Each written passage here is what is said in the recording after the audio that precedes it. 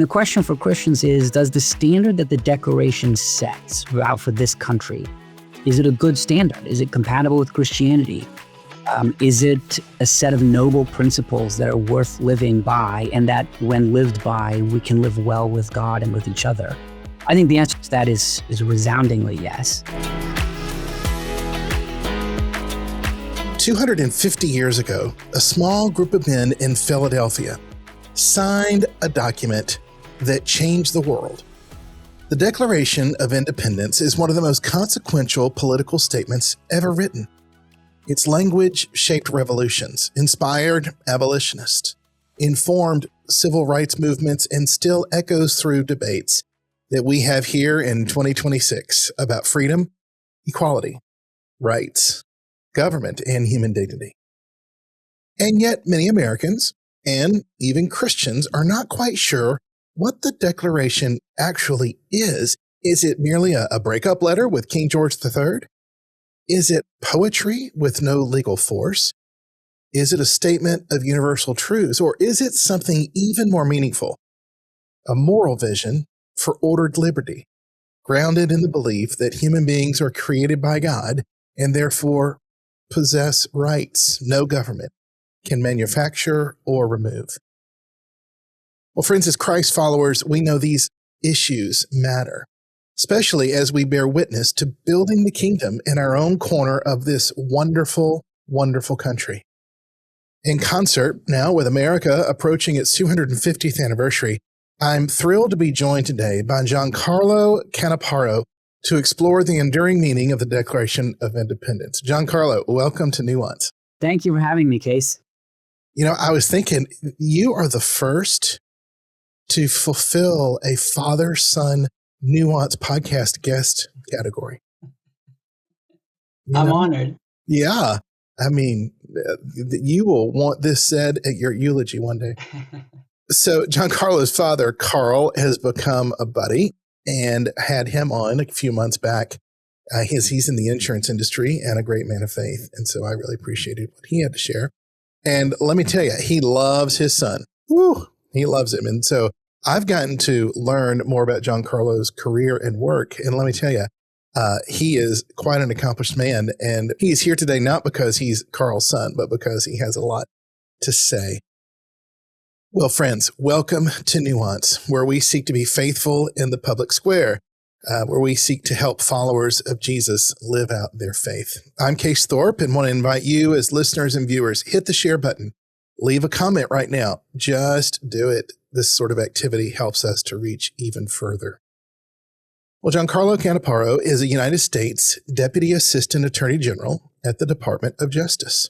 He previously served as a senior legal fellow at the Heritage Foundation. We're big fans of Heritage, where part of his duties included co-hosting the Heritage Foundation's SCOTUS 101 podcast, which follows the Supreme Court's arguments and opinions. He is a graduate of UC Davis and Georgetown Law. His scholarship has appeared in law reviews at Harvard, Notre Dame, and Georgetown. His research has been cited by Justice Neil Gorsuch and featured in the Wall Street Journal and Washington Post. Well, honored to have you here today.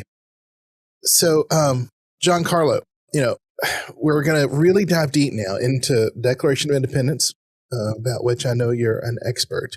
But I want our listeners and viewers to get to know you a little bit more. Sure. So your scholarship leans into constitutional structure and America's founding. What inspired you to get into these very topics? Yeah, it's a great question. And I think about that too, because every once in a while I look back at my career and think, gosh, how did I get here? And the further I get, I guess, away from the point at which at various inflection points, the fuzzier it becomes. But I have, when I think about my love of America, from which my choice to write about the Constitution and to serve the country all flows, my earliest memories are my parents took me every 4th of July. In our little hometown, there would be these outdoor music events and fireworks displays. Sure. You get a couple hundred people on the local, baseball court or whatever, and you're sitting on the outfield, and they erect a little lean-to stage, right, and put up a big American flag banner, and there's patriotic music, and everyone's sitting on the grass on blankets and listening to patriotic music. And at 9, the fireworks should come up. And it was that. I think that is the earliest memory that I have of being introduced to love of my country. So chalk that up to another reason why my dad is a great man. Well, I hear you. And I worry that in this age of Christian nationalism, which is very problematic for the Christian, I believe, and for the American, I think patriotism has gotten overlooked. Patriotism, absolutely, you should have love of country and be proud of it. And that's not compromising our faith. I mean, I have many friends in Madagascar, and when they love their country, that's a great thing. Christian nationalism, a whole nother thing of placing country ahead of God or solely within God's purposes. That's a different thing. But I love Lee Greenwood, and I'm proud to be American, and I'll get all teary and fireworks. And yeah. But you raise a good point, which is that, God works through people, and nations are, but people organized in a particular way. So God works through nations. There is no instrument on earth that either God makes or man makes that God isn't going to use. And nations are definitely one of them. And so it's our duty, I think, as citizens of a particular nation, to do our part to guide our nation towards the truths that God has revealed to us. Preach. Well, I would say most Americans, and include myself, know the few famous lines from the Declaration of Independence, but far fewer of us have really processed this document more carefully. So when Jefferson says, all men are created equal and endowed by their creator with certain unalienable rights, take us through the mindset in 1776. What did they hear when they heard those words? Yeah. So one of the things that's worth pausing on first is to talk about Jefferson as author. We all know that Jefferson was the primary drafter of the actual document, but Jefferson himself told people, this isn't my document. I think the words he used were, it was in the air we breathed. He basically just pulled it out of the air. It stilled it from the air. In that sense, what the Declaration is not, it is a statement of principles. It is a legal document. It is a separation. It is a call to a certain moral ordered liberty.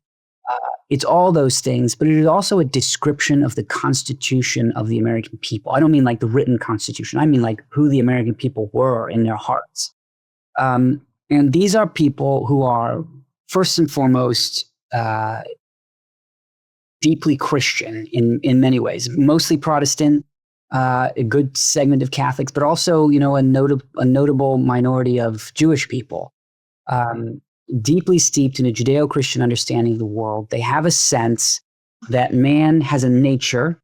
That nature is fixed. God gave it to us. We can't change what we are. And there are certain things that flow from that. The first of which, go ahead. What's your first? My first is that we're all made in the image of God. Well, okay, good point. I was going to say, as a Presbyterian, we're kind of big on sin. I was going to say, well, that nature is broken, but you're right. We're made in the image first. So yes. Go ahead. Yes, but that's also true. And look, if you read, say, the Federalist Papers, James Madison, right? What's his big mission in setting up the system of government we now have is to deal with man's fallen nature, right? He says you can't build a government and hope that everyone's going to behave like angels. We're not. Your goal with building a government is to constrain and direct and limit the consequences of our fallen nature and sort of encourage those better parts of our nature. But that's the Constitution. The Declaration first sort of sets in the mind, describes the American vision of what it means to be good together in a political community. So it's sort of the goal to which the Constitution later aims. Abraham Lincoln says the Declaration is an apple of gold and the Constitution is a frame of silver. They work together. One is the operationalizing of the former. It's like the Declaration I heard referred to as Like our mission statement, our vision statement. Yeah. Mm-hmm. Now, I'm jumping ahead, but this comes to mind. So this week I was watching a congressional hearing because I'm a nerd on these things, like you. And somebody challenged, actually one of the congressmen was challenging a guest and challenged them, is the Declaration of Independence law? Because the Constitution certainly is law. And I had never thought about that.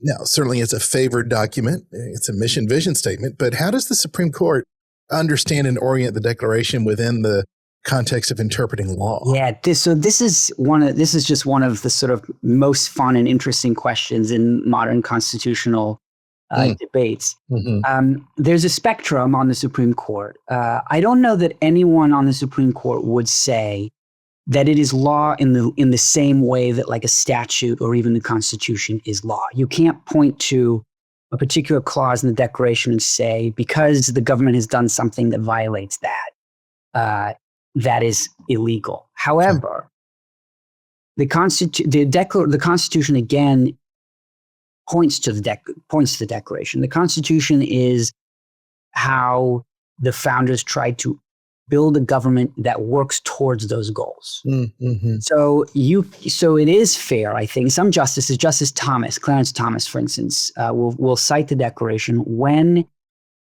a particular constitutional problem presents itself and it's hard to figure out exactly what it is that the Constitution means or says in a particular clause, or what it's aiming at. Mm-hmm. He will, for instance, go back to the Declaration and say, well, here's the underlying principle. So let's figure out, so the Constitution is at least presumably trying to instantiate that principle into law. So I'll give you a good example. The 14th Amendment is the amendment that basically says, everyone is equal before the law. No more race discrimination, and segregation, ends the sort of caste system that the South had, and that persisted in the North even before and during the Civil War. And there's a debate about whether the 14th Amendment just means that everybody is equal. In the words of Justice Harlan's dissent in Plessy, that the Constitution is colorblind and we know neither caste nor and the law knows neither race nor caste, systemic sort of barriers between people, or whether it just means that the government can't discriminate against Black people, but may discriminate against other people to give advantages to Black people. So, Clarence Thomas, of course, takes the first position. When the Constitution says everyone's equal, it means everybody.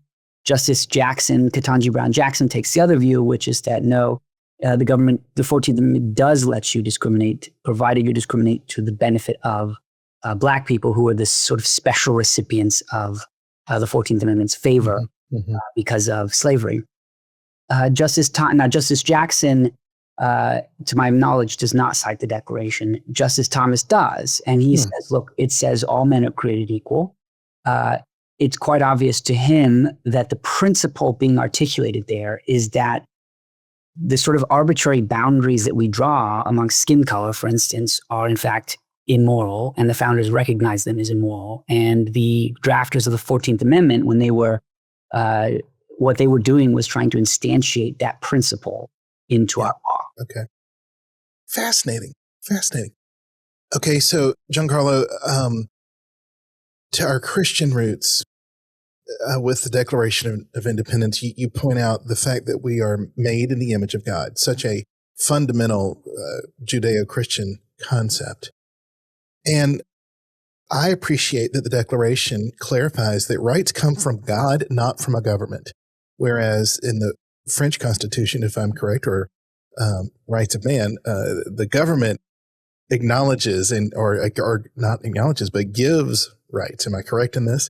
I think that's right. I think we're unique. I mean, the English might quibble with us, right? But the English might say, well, yeah, sure, rights come from God. But as a practical matter, the British have an unwritten constitution. And what that means really is that Parliament gets to decide what the Constitution is, what your rights are. And so maybe Parliament would say, well, we're recognizing a right. But as a practical matter, Parliament can wipe out your rights if it wants to. Sure. So as a practical matter, your rights come from government in England. Mm-hmm. But here, the Declaration and the Constitution say, there are just certain things the government cannot touch because they do come from God and are simply beyond the powers of government.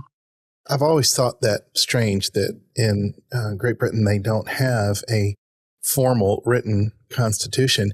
But then, so I find this even more strange. And I count that up to the fact they've been around so long. We kind of innovated this way of organizing ourselves. But yet when Israel was constituted, they had a declaration in 46, and they don't have a constitution.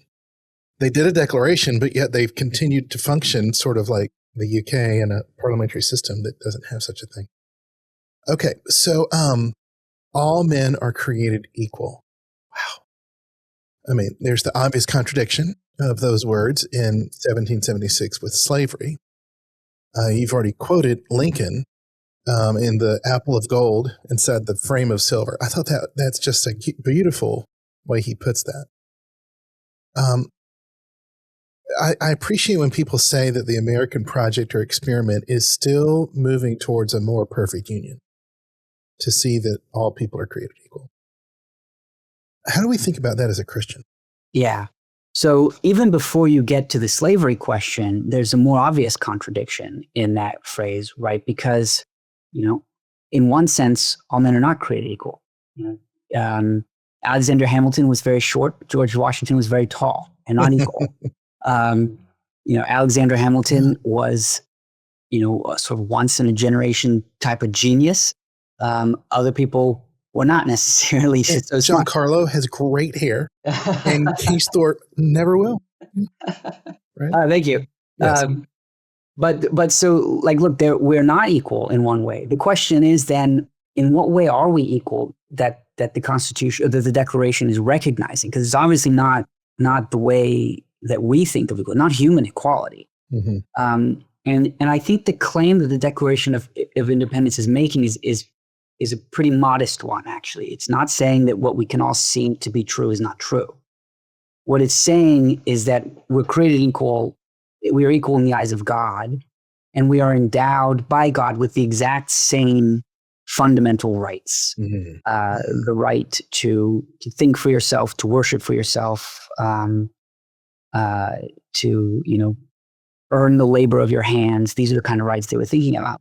But the key is that nobody among us is given a special right that other people don't have, which is the right to rule over other people.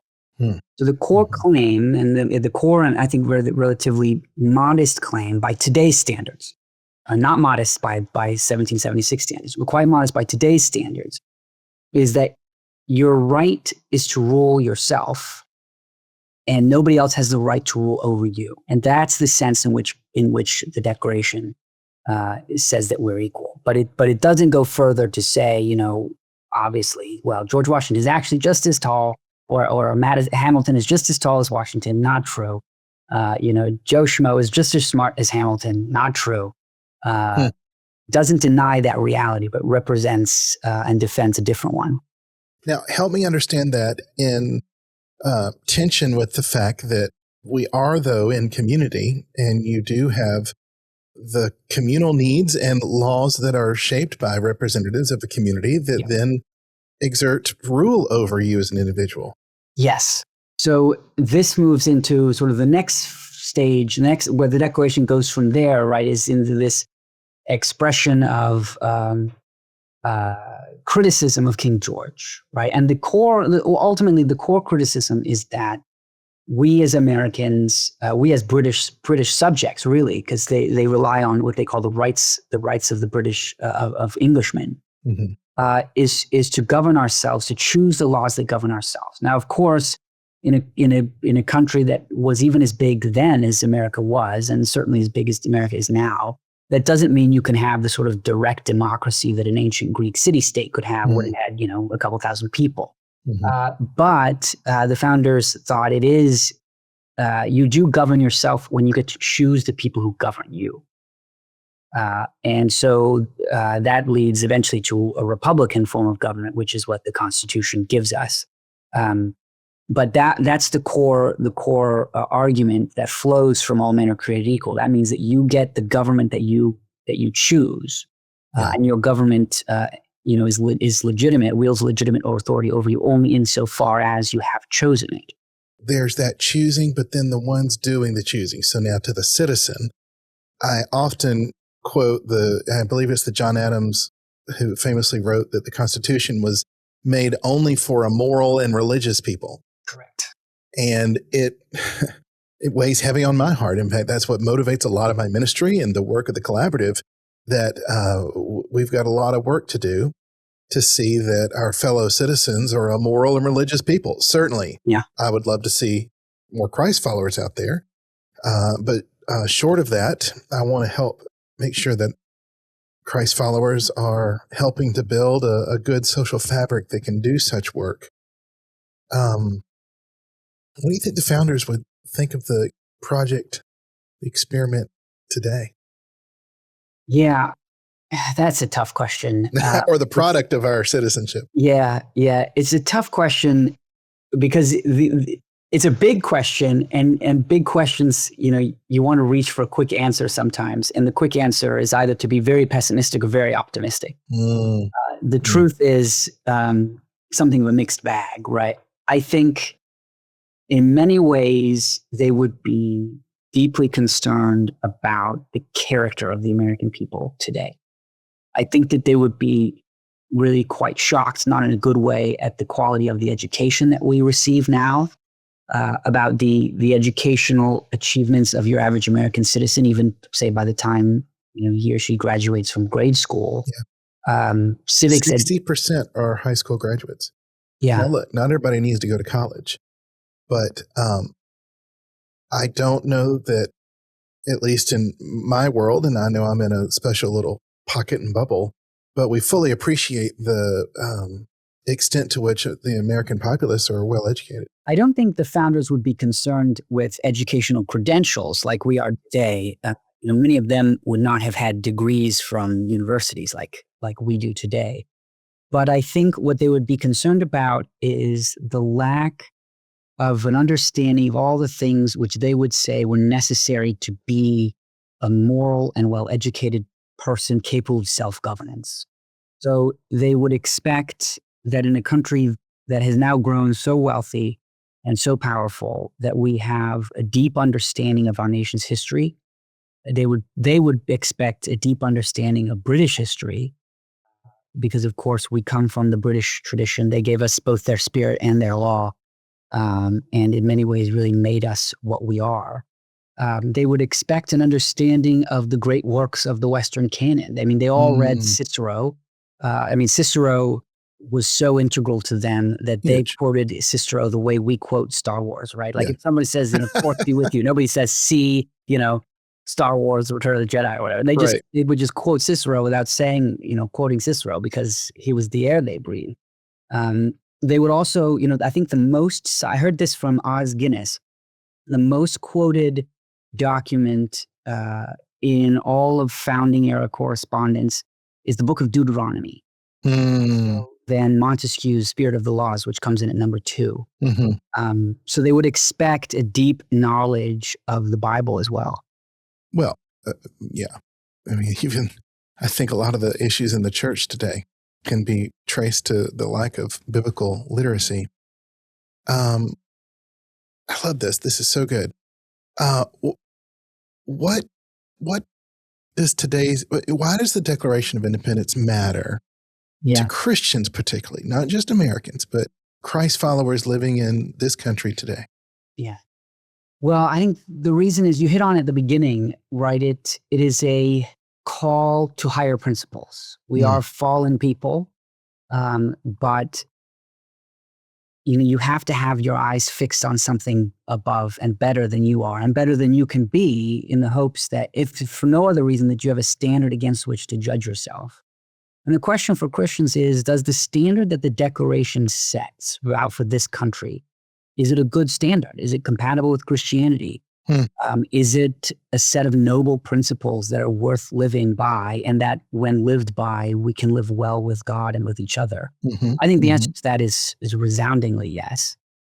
I think in large part because the founders were, if not all of them were, I'd say, devout Christians, but all of them were deeply Christian in their worldviews, in the air they breathed.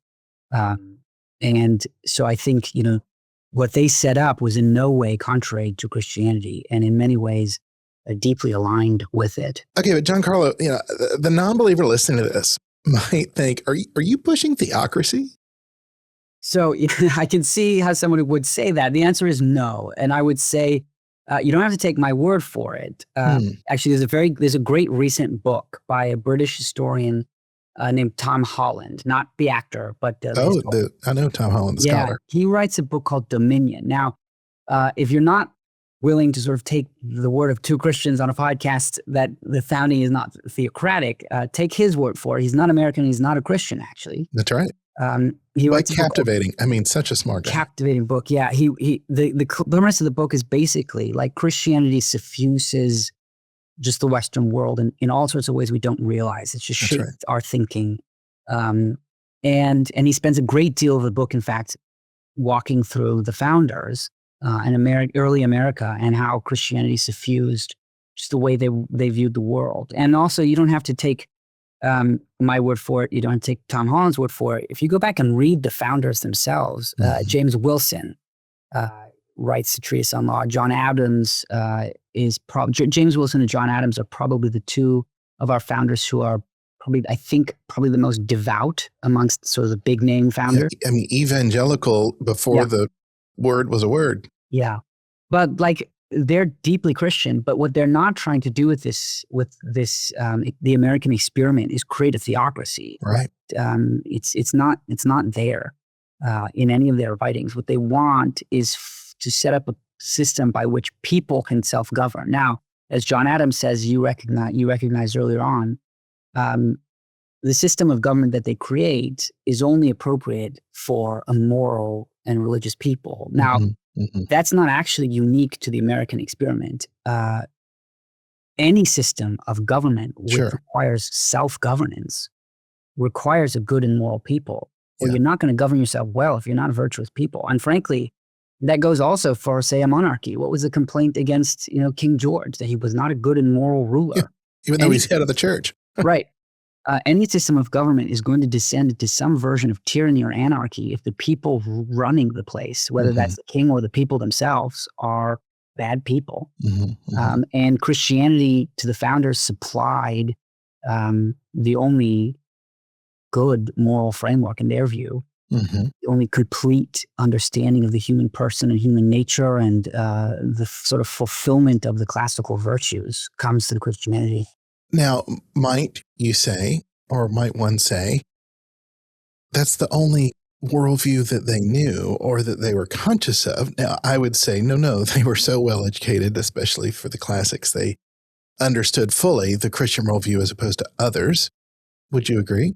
Oh, sure. They make a great study of Rome, right? Rome, they're constantly talking about Rome. They're constantly talking about the ancient Greek republics, right? Because they're trying to set up a republic. Rome was a republic and fell to dictatorship. The Greek city-states were republics and fell either to anarchy or conquest or tyranny. So no, they know very well what a non-Christian republic looks like. They know what non-Christian governments of all sorts look like.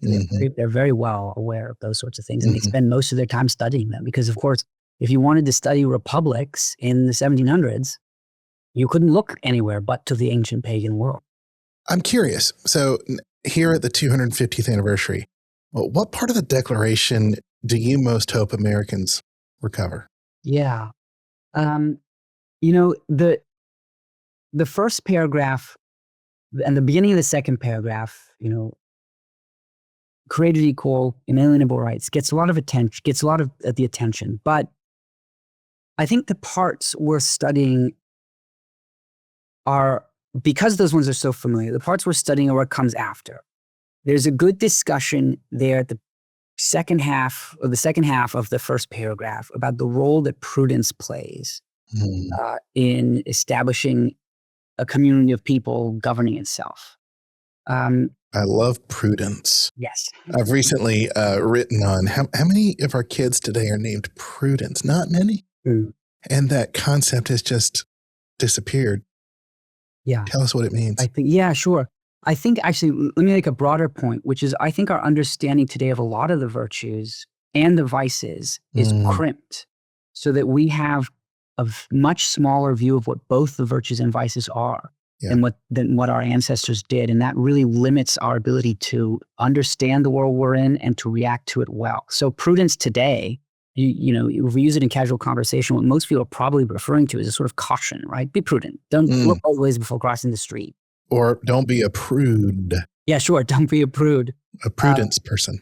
But prudence, in the sense that the founders understood it, was sort of the highest of the earthly virtues. It is the ability to look at the world around you, gather all of the data that's out there, how the world is behaving, how people are, what the noble principles are at which you should aim, distill it all into a course of action that you follow right now. It is how you determine how to get from the circumstances you're in to the good, noble goals that you're aiming for in the future.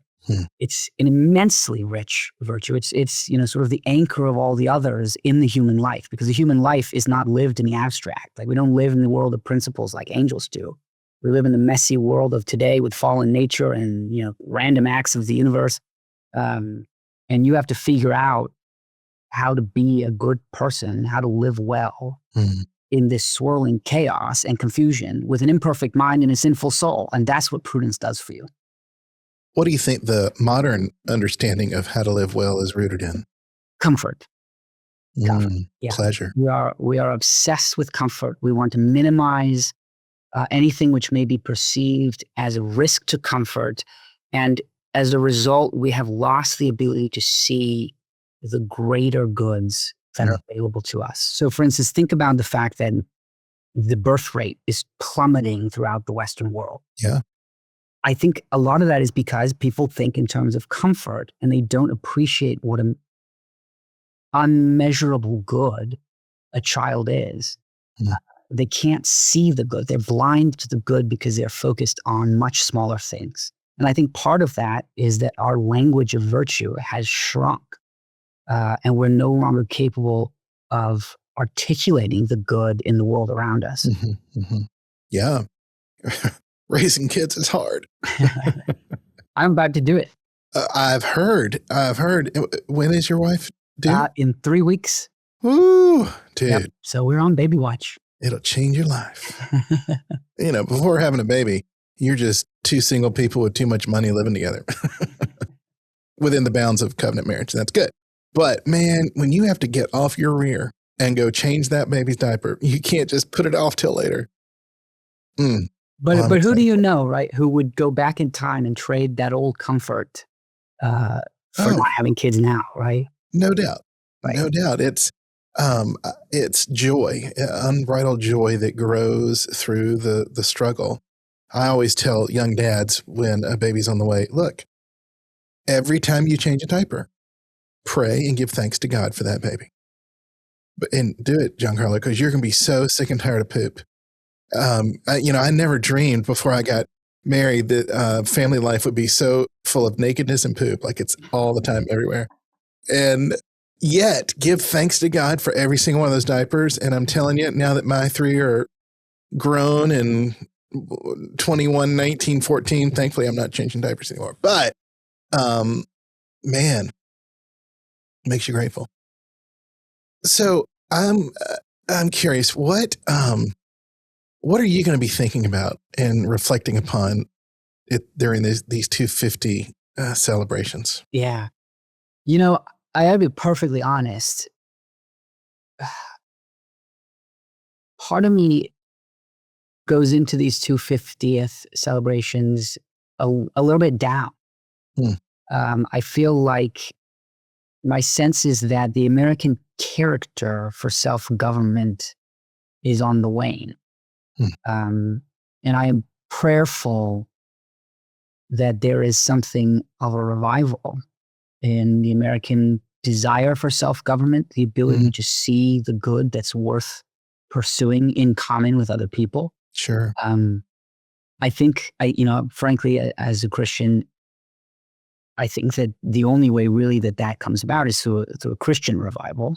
I just don't think that the world offers answers that are satisfying. They're not the sort of answers that are going to get you out of your comfortable house and off your well-curated YouTube list of videos and into the public square, where through the mess of public service and debate and, turmoil and toil, you are the participant in a much greater good, which is not born very much by yourself at all, but endures to everybody's benefit in total. And that good is a good that the founders saw profoundly. I mean, when they signed the Declaration, we pledge our lives and our lives, our fortunes, and our sacred honor. That is to say, we will give up everything. Yeah. And they didn't have the expectation of any advantage of the sort that we sort of expect today when we, get a new job or, give to charity for the tax credit, right? They had everything to lose, their lives, their reputation, which were much more important to them than their lives, their wealth. They had everything to lose, nothing to gain except an immense good that was distributed to everybody else. And that's the vision that I pray for America. Of those who signed the Declaration of Independence, 5 were captured. More than 12 homes were damaged or destroyed by the British. 2 of the signers lost sons or had sons in prison. 9 died during the war years. 1 signer died from combat-related wounds. Many suffered major financial loss and displacement. Now, not one was executed by the British, but you better believe if we had lost, all 56 would have been strung up. Yeah, without a doubt. And they knew it, and they were prepared. Yeah. GianCarlo, thank you. This has just been fantastic. We'll see you again next week, and we're going to reflect more on the 250th, but particular to what our government has come to be with the overbearing administrative state. Thank you for being here. Thank you so much for having me, Case. So you can follow GianCarlo's legal scholarship and public writing through a variety of published essays, lectures on constitutional government and the American founding.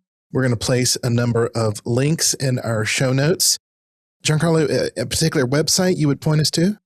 I don't have one anymore, but I think a lot of my old publications are still on heritage.org. And some of if you're really interested, some of the longer legal scholarship is available on ssrn.com under my name. Fantastic. Well, friends, be sure to join us next week for the part 2 of this July 4th series. The Collaborative creates content and unique experiences for Christ-centered professionals in the public square. So visit our webpage, wecolabor.com, to explore our work. Leave us your email and I'll send you a copy of Zeitgeist, our journal on faith, work, and culture. Many thanks to today's episode sponsor, Michael and Shandy Kelly. I'm Case Thorp, and God's blessings on you.